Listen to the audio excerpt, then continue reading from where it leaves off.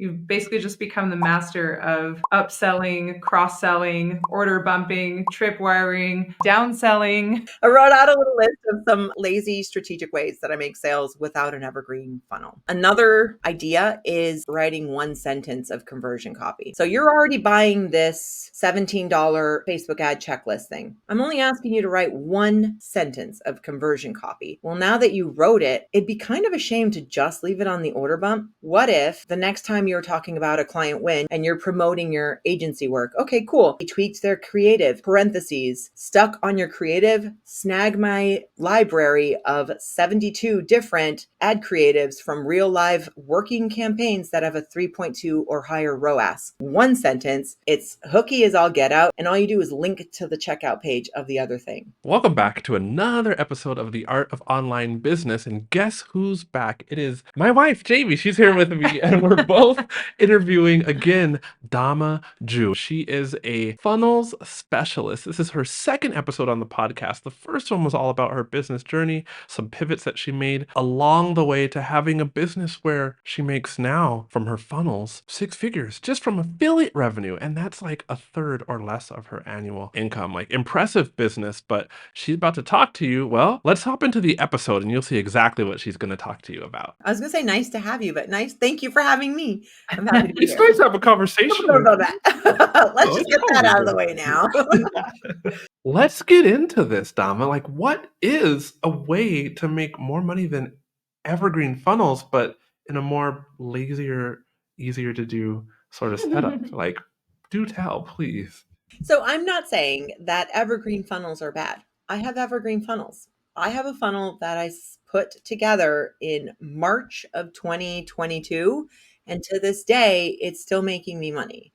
To this day, it's made me over 6 figures without ads, because hilariously, QUÄY.jo, when I ran ads to it, pew! What? Really? Yes. The ads people, the ice cold audience did not love it. The warmed up audience are people who had seen me speak, people had met me some other way, were like, yeah, I want to learn from this person.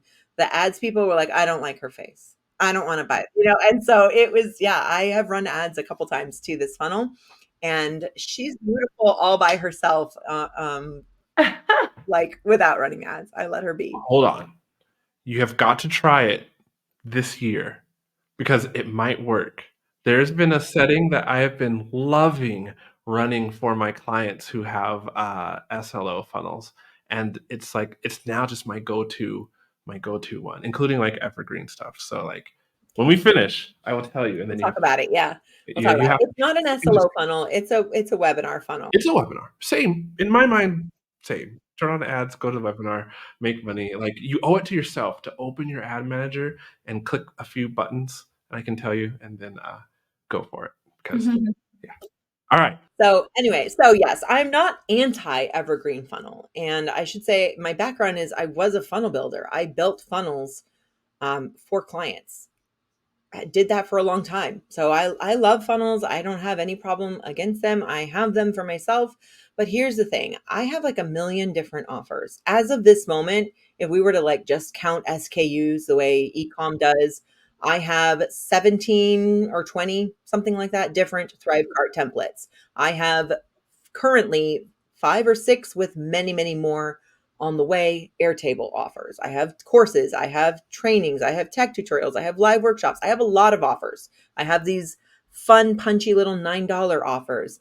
So I have a lot of different offers, like probably 50 at this point. That's overwhelming to everyone. And I'm not going to create a funnel for all of them, because the unpleasant truth is, and why everybody doesn't have a funnel, is that creating an evergreen funnel in the way that most people think, and I'll clarify what I mean by that, in the way that most people think, is a ton of time, work. You need a lot of strategic prowess. You need to write a lot of copy. You need to write conversion copy, which is hard to write. You need to understand the tech. You need to design the pages, the assets, the elements.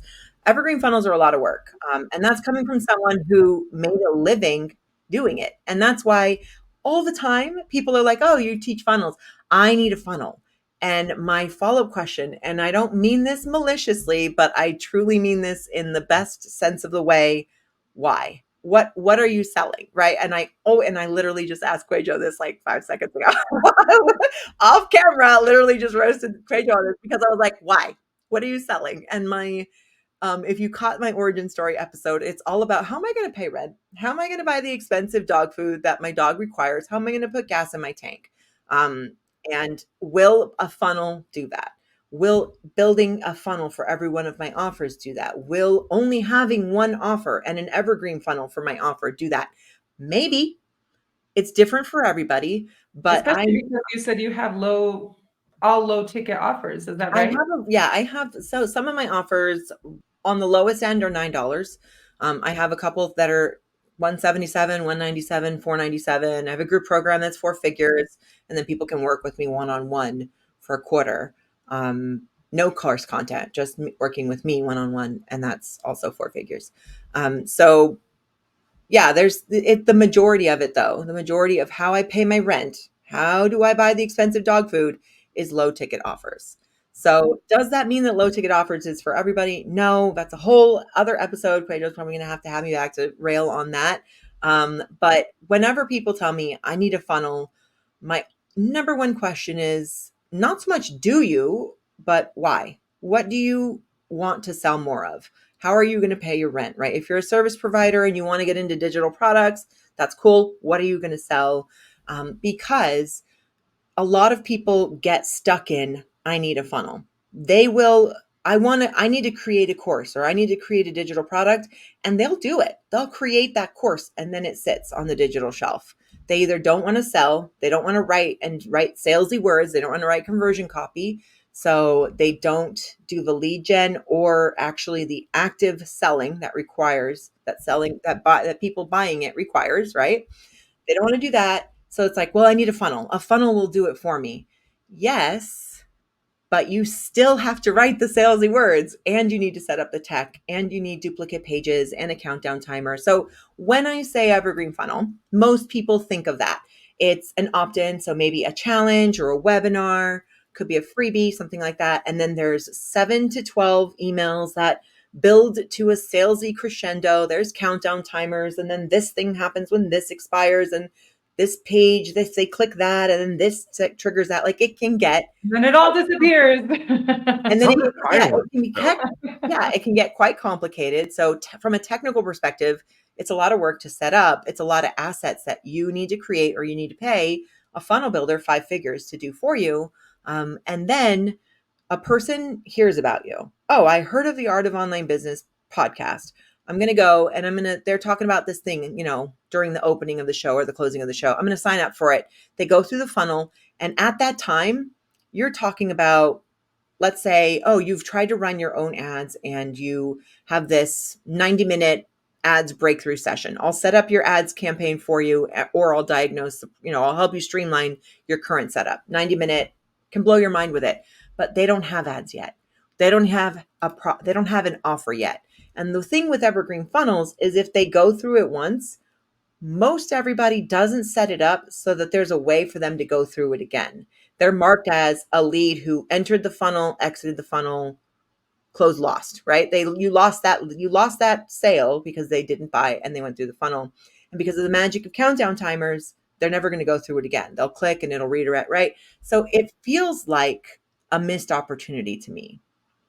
I'm not saying I don't have them. I still have funnels, but I think that big of a effort, that many assets. I mean, for any given funnel, you might need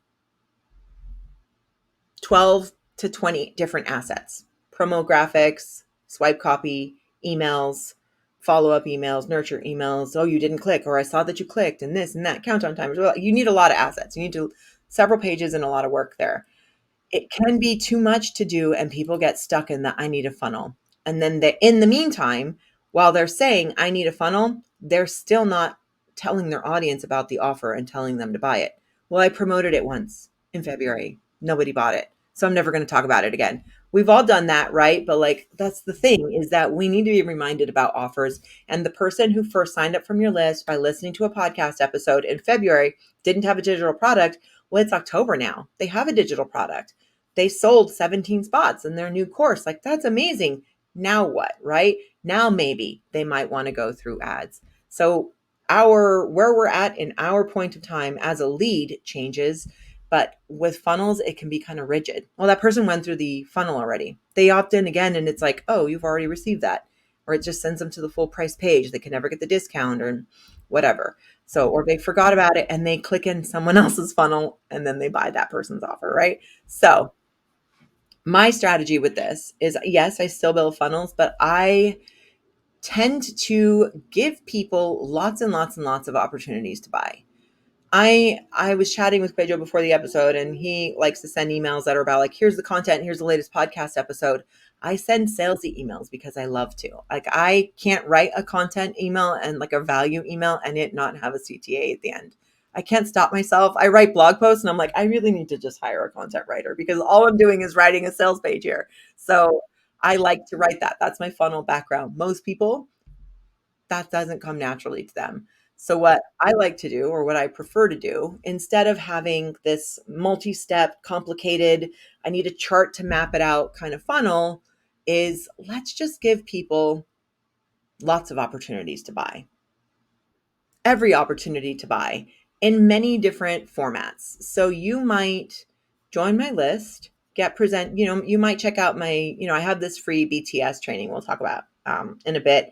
And somebody might go through that and decide they don't need anything. But later, I'll present them with it again. Later, I'll have mentioned something in that I'll present them with again. I just keep subtly reminding folks of like, hey, when you're ready, I still have this. Do you have this? You don't have this. You should get this. This is what people are using it for. This is how it's benefiting people.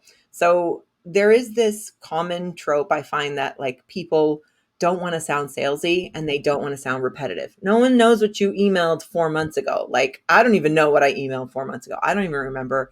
And so I expect that people won't. And if I'm a little repetitive, that's okay. They can unsubscribe. They're welcome to. If I'm a little repetitive, maybe they're finally hearing it on a day where they're like, yeah, okay, maybe I do want that ad intensive because I bought a $37 thing and I got stuck and I had nowhere to go. So now I'm ready for a 90-minute intensive. Now I'm like, you know what? I see the profit. I see the math. Now shove me through the funnel one more time. But it's like the funnel's nowhere to be found. So if you have a way that is going to help people pay their rent, help you pay your rent and help people accomplish their goals, probably to pay their rent and to buy food and to put gas in their car, right? So that's why we have businesses. They're not charities. So you need to pay your rent. They need to pay their rent. So you have a solution that will help them. And also it helps you pay your rent. So be talking about it. Stay talking about it. And I think that once people set up an evergreen funnel, we tend to set it and forget it because that's what the gurus have taught us. Set up your funnel and then like forget it. It's like, but as a lead in that, does it feel good? Have you ever like been on Pinterest and signed up for something and it's like the email never got delivered because the person went out of business like 6 years ago? Like, I don't want to be getting emails from the crypt or whatever, like this is creepy or it's like no longer relevant, right? So it doesn't feel good as a lead. I like to show up frequently in my business because then people know like, hey, I keep my finger on the pulse of things and I'm constantly experimenting and testing. And I think that gives them confidence in my offers. Because I stay talking about it. Yeah, I recorded Freebie to Flash Sale in 2021. Is it still good? Yes, I stay talking about it. I sent an email about it on Saturday. Is it still relevant? Is it still a banging offer? Yeah. And I'll tell you what, I sent an email about it on Saturday that was a full price. I didn't even discount it. It wasn't even like, here's a cute coupon code. I was just like, here it is. It's really good. And people bought it, like a couple people bought it. Did 80% of my list? No.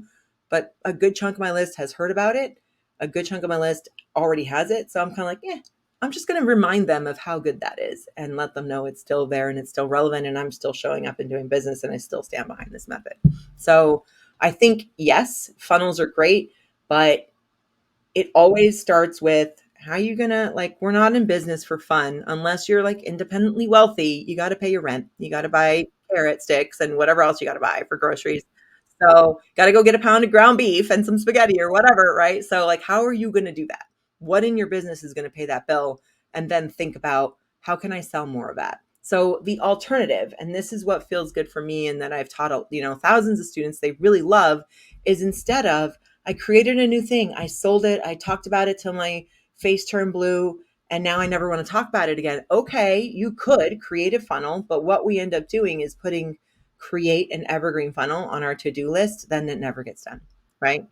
Or we'll even join a group program and like, this is it, I'm going to create a funnel. And then we lose steam because life catches up, or we get sick, or something happens. I go on vacation and I kind of lose momentum, whatever. So it can get left on the to-do list for forever. But I'll tell you what I can do right away, the minute I close the cart on a sale. So for example, I did a training, I don't know, 2021. It's still good. It's still banging. All the things that I taught in it, it's actually like how I got started with building affiliate income as a service provider. I recorded that in 2022. All the strategies that I taught, I'm still doing because guess freaking what? They're still working. So that offer, I could sit down and like write a bunch of emails about it, or I can just throw it on a new product as the order bump. It takes me so just I don't know how, like, I don't want to be too jargony, but basically an order bump is when you're going to buy a thing. Hey, QUAY.jo has this $17 Facebook ads checklist. Okay, cool. I went to buy it, and before I entered my name and my email and my credit card info, and before I clicked purchase, there's a little checkbox that says, hey, do you want to access, QUAY.jo's vault of 72 different successful ad creatives with a ROAS of 3.2 or higher? Yeah, I want to look at that, right? I don't even Oh, know. good. Hold on a second. Let I me want to write that access down. it. Go ahead, Well, right? product So, like, idea here. right, Continue. so that's the Continue. thing. You write one sentence of conversion copy. What is the next problem they're going to have? Well, they're going to know, okay, so now I'm giving them a checklist of like the technical stuff. They still need to write their ad copy or their headline, or design their graphic in Canva, or pick a photo from their brand shoot, whatever. What's their next problem? Can I give them a low ticket option that I can create in an afternoon that I can then use again and again? And guess what? 6 months later, QUAY.jo comes out with a scale your membership ads bootcamp, and he can throw that same $17 order bump on that. I use Thrivecart as my funnel software. I can copy it over and in about 30 seconds reuse that same order bump and just go boop. And now it's collecting 17 bucks on every transaction. I can throw that on a free opt-in. Sign up for my free challenge. While you're here, do you want to access the 3.2 ROAS vault? Boop, 17 bucks. Ding, ding, ding, ding, ding. And I could have created a funnel and made it $57 and wrote a sales page and wrote emails and like la la la. Yeah, I could do that, but I don't want to. I'm busy, I'm lazy, I have better things to do. I could be binging Grey's Anatomy, right? Like I have something else I'd rather be doing than that. So what I can do in the moment that I close the cart, like, well, that sale ended, that was cool, that went well. Let me just take 20 minutes and identify one or two of my products that I can throw this as an order bump on. Boom. You create it once, you write one sentence of copy, you throw your little mock up on there, 20 minutes later, done. And then you can just copy that to 2 or 3 other products, use it down the line. So this 60-minute how I got started with affiliate income training that I did in 2022, somebody bought it today as an order bump for $39. Love it. Love to see it. Do I have a funnel for it? Absolutely not. Like, with emails and pop-ups and opt-ins? Nope, absolutely not. But did I make $39 today that I wouldn't have made otherwise? Yeah. So that's one option, is throw it on an order bump. That's for lower ticket stuff. If you're comfortable selling it basically like tripwire prices, anywhere between 7 and 47, right? If you're comfortable selling it for that little, then throw it on an order bump. If it's something that you normally sell for $4.97, you could wait until you get an evergreen funnel built up and an opt-in and then nurture emails and then this and set up the sequence and do and create the tags and clone the pages and la la la and do all the dance, or or put that on your to-do list, but also in the meantime spend the next 45 minutes turning it into an upsell or an OTO. Somebody bought QUAY.jo's $37 blah blah blah. Okay, great. As soon as they click purchase, it takes them to the upsell or the one-time offer, OTO, whatever you want to call it. It's whatever. It's a page that's displayed after they've hit purchase. And it's like, wait, before you go, do you want to add a 90-minute call with QUAY.jo? It's normally $9.97, but you can grab it for $3.97. Hey, you didn't have that $400 a minute ago. If they see that that's a good deal and it's valuable to them and it's useful to them in that moment, that's $400 closer to paying your rent. That's $400 more expensive kibble or whatever you spend your money on, like more money and more gas in the tank or whatever. So you could go through all the work of creating an evergreen funnel, and I do still do it. But in the meantime, if it's $47 or less, throw it as an order bump on something else. If it's, $100, $150, $200, $300, maybe 400. If it's under 500, throw it as an upsell on something. Basically, you do one or maybe a couple evergreen funnels, but you basically just become the master of upselling, cross-selling, order bumping, tripwiring, all of these extra things that you want to call it downselling Yeah. from there. And I that, I mean, that I can actually really wrote out a double little your list. order. I wrote out a Sorry, little say it list of some other ways, lazy, strategic ways that I make sales without an evergreen funnel.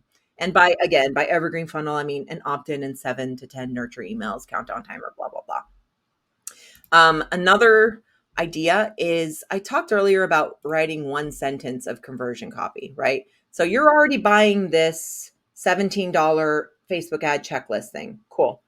You already wrote a sales page for it. That's great. All I'm asking you now is to write one additional sentence about your ad creative vault or whatever. I'm only asking you to write one sentence of conversion copy. Well, now that you wrote it, it'd be kind of a shame to just leave it on the order bump. What if the next time you're talking about a client win, you're doing like a testimonial or, a case study for a client who's running webinar ads with you and you're promoting your agency work. Okay, cool.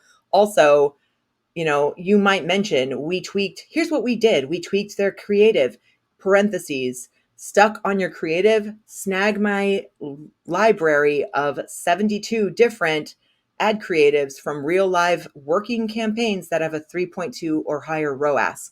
One sentence. It's hooky as all get out. It's like, ooh, I want that. And all you do is link to the checkout page of the other thing. Not even as an order bump. Like, here's a little checkout page. Right? Take that one sentence that you wrote, mention it in emails. I do this all the time. I mention it in my footers of my emails.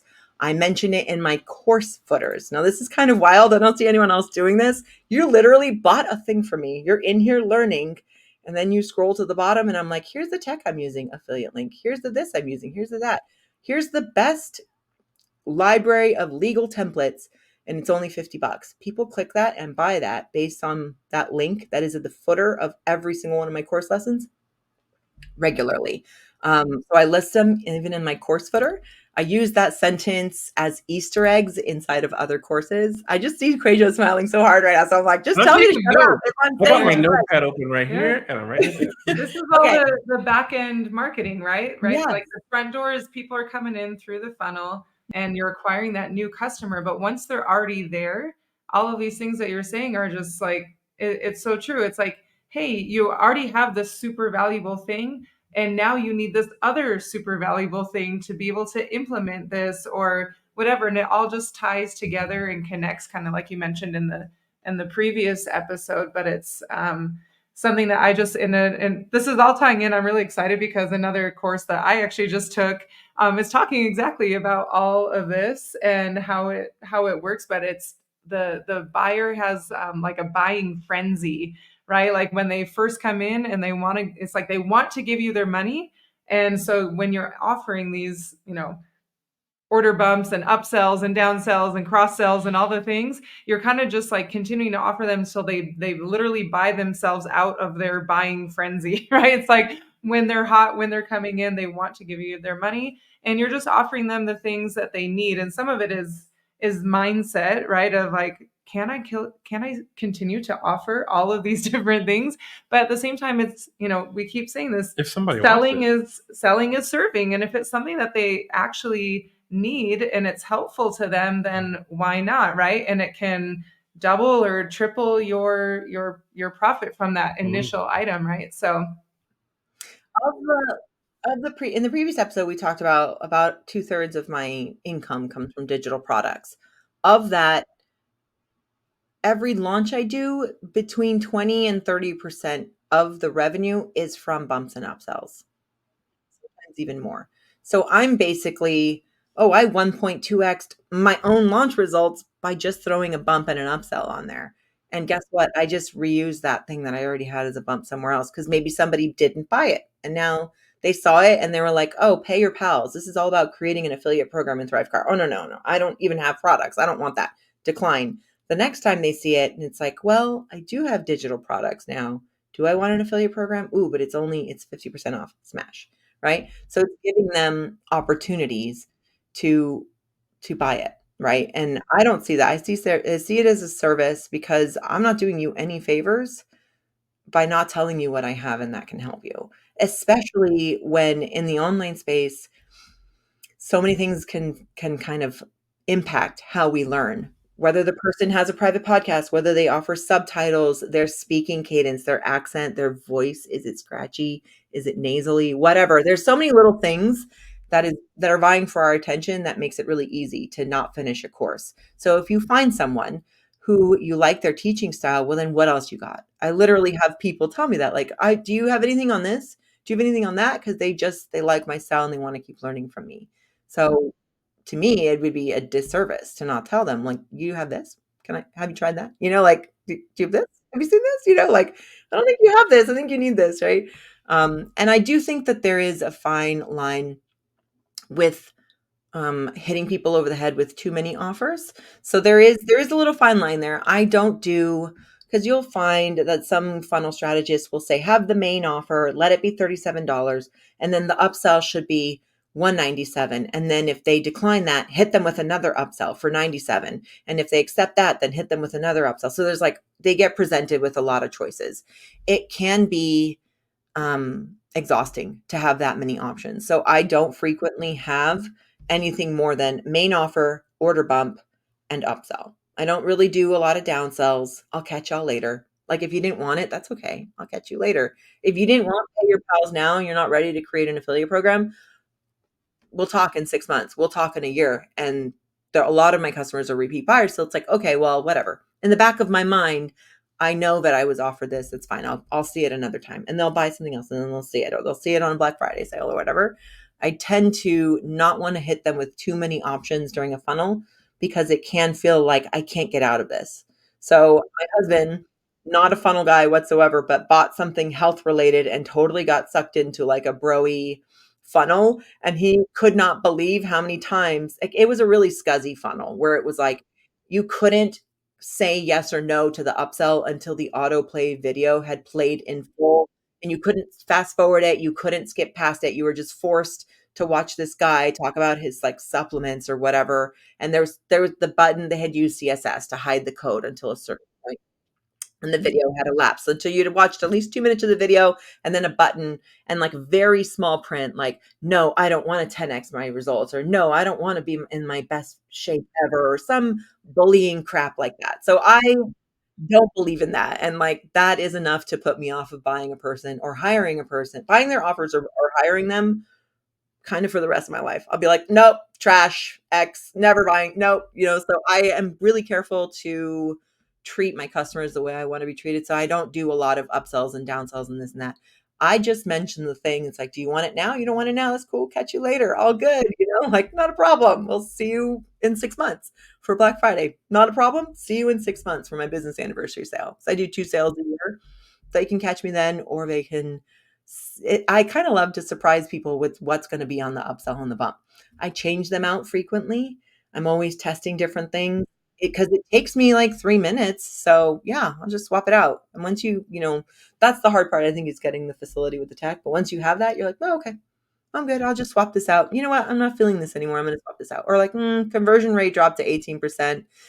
Yeah, let me try something else. Let me do something else. Let's try something else. Yeah, and my customers think it's kind of interesting and curious. I've gotten many DMs like, what's the upsell on this? I'm like, girl, go buy it and find out. Like, why are you DMing me? Just go buy it and find out. Why are you asking? I'm going to tell you nothing, So it's kind of funny because people know that I don't do modest discounts on those upsells. They're always 50 to 70% off.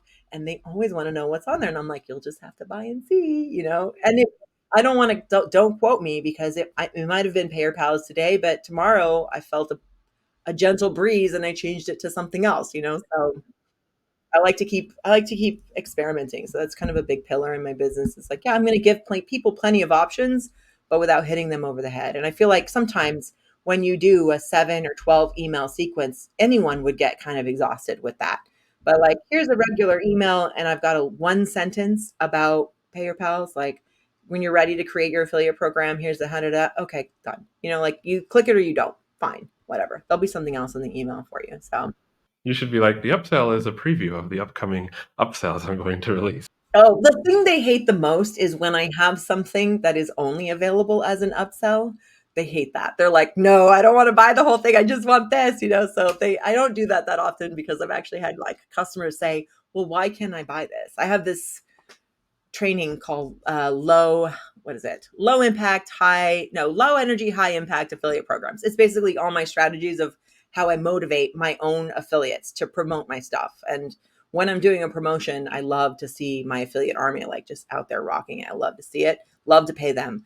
And so I've had people say, well, how can I learn that? And I'm like, oh, it's called LEHIAP. It's called low impact, high, whatever. It's this training, and it's available as an upsell on Pay Your Pals. And like, can I buy it individually? No, ma'am, because I'm too lazy to create a checkout for it. And I also think that you should have the main product. Like, it was strategic as the order that I put it in. So no. You put thought into it. Mm-hmm. All right, so I'm going to do a hard segue and say this other thing that you've put thought into that the listener most likely will want to get is behind the scenes funnel map and more of your oldest running successful funnel. Mm-hmm. You want to talk a little about that? Yeah, so I do get this question because I was a funnel builder and I have my hands in a lot of tech and a lot of people's tech. What works best? Kartra versus Kajabi, Samcart versus Thrivecart. I get tech questions a lot. ConvertKit versus ActiveCampaign versus Drip. I hear this a lot. Is Flowdesk good yet? No, stop using Flowdesk. Anyway, sorry, shots fired. Do you use Flowdesk? No, I don't use ask Flowdesk. before I talk trash. It's no fine. more Flowdesk clients. No, I don't like Flowdesk. Keep going. Thank you. So I do get asked a lot of questions, and I have a tech blog. So people ask me a lot of questions about my tech. And then especially when I talk about bumps and upsells, like they need to see it, or they want to understand conceptually, like, how does that work? I don't even understand how to do that. You add a checkbox, like, how does that enroll people in the thing? Like, how does it all work? So I recorded this training. It's called my Thrivecart Funnel Flow. Essentially, I use Thrivecart as my funnel software. I run my whole business through it. I take payment through it, sales pages, checkouts, courses, my affiliate program, all that jazz. It's all in there. I bought it in 2020 or 2019. I paid them once, and it's been serving my business for many years and many hundreds of thousands of dollars in revenue. It's done really well for me. So people always want to know, how are you using it? So that's what this is. It's just a mini training. It's a BTS, or a behind the scenes training of how do I use it? What does a funnel in actuality look like? How does it work? How do people get on your email list? How do they get enrolled in the course? What does that look like? So it basically takes you behind the scenes, and people are always intrigued to see how I have it set up. And so I'm happy to share that. Where's one more place that they can find you? I hang out and probably am on my most feral. My spiciest takes are on Threads. So my handle is Dama Jue. You can find me on Threads. I don't do a lot on Instagram or Facebook.